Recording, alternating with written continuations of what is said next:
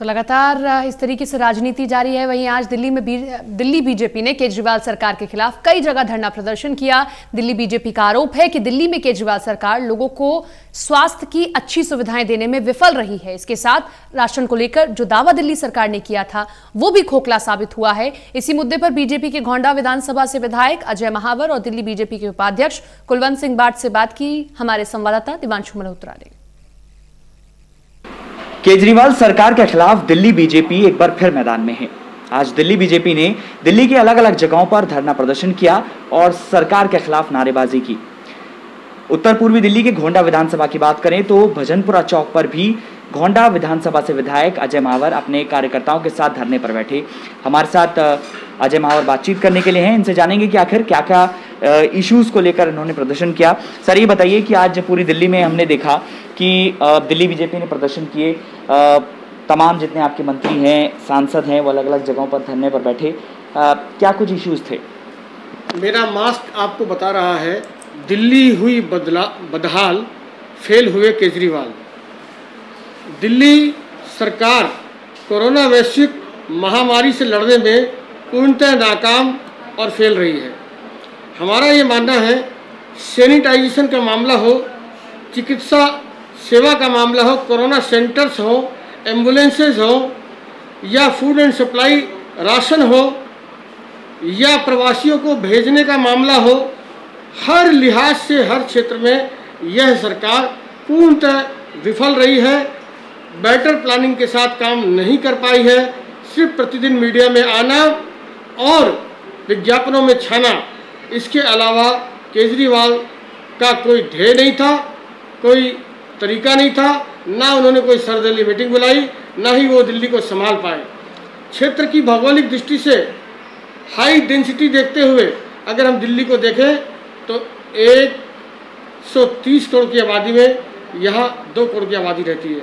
अगर हम अनुपात में देखें तो दिल्ली आज हिंदुस्तान में सबसे ज़्यादा कोरोना पॉजिटिव वाली शहर बन गई है। तो इसलिए केजरीवाल जी से हम इस्तीफ़ा मांगने के लिए, उनको चेताने के लिए और उनको ये बताने के लिए कि विपक्ष के साथ मिलकर, सर्व दलों के साथ मिलकर के अच्छी योजना बनाकर या तो दिल्ली को संभालें या तत्काल प्रभाव से वो इस्तीफ़ा दें। सर, एक सवाल ये है कि केजरीवाल सरकार ये कह रही है कि हमारे पास भरपूर बेड्स हैं और लगातार हम दिल्ली के कई अस्पतालों को कोविड हॉस्पिटल डिक्लेयर कर रहे हैं, जिससे बेड्स की संख्या बढ़ रही है। इसके साथ साथ मुख्यमंत्री ये भी कह रहे हैं हमारे पास पर्याप्त संख्या में वेंटिलेटर भी है। देखिए, एक बात बताइए, यदि आपके पास पर्याप्त बेड है तो आप बार बार क्यों कह रहे हैं कि घर में जाकर क्वारंटाइन हो जाइए, सेल्फ क्वारंटाइन हो जाइए? अगर आप दिल्ली की जनता की चिंता करते तो जितने बड़े बड़े हॉस्पिटल्स हैं, अपोलो, गंगाराम, मैक्स, इस तरह के हॉस्पिटल्स में आपने क्या कोई जनता की सुविधा के लिए कोई बेड के रेट निर्धारित किए? आपको बताना चाहिए इतने रुपए का बेड है, इतने का इमरजेंसी बेड है, इतने का कमरा है, इतने का वेंटिलेटर है। एक हॉस्पिटल में 70 हज़ार रुपये प्रतिदिन का खर्चा, लोगों की खाल खींचने का काम हो रहा है। इन्होंने जनता की समस्या को और मजबूरी को समझा ही नहीं है। बिल्कुल, हमारे साथ कुलवंत सिंह बाट जी भी हैं और उपाध्यक्ष हैं दिल्ली बीजेपी के। सर, ये बताइए कि लॉकडाउन के दरमियान जो है तमाम जितने राजनीतिक जो गैदरिंग होती है वो नहीं हो सकती, लेकिन आप लोगों ने सोशल डिस्टेंसिंग का पालन करते हुए किया, क्या जायज़ था?